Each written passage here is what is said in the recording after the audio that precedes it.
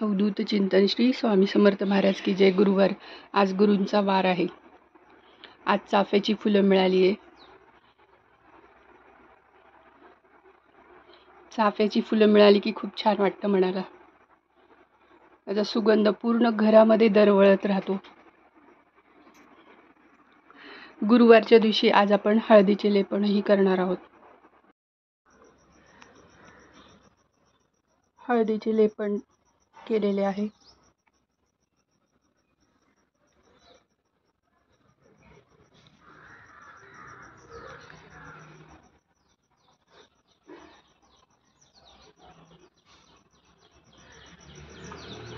आणि या झाडांना ही फुले छान आलेली आहेत.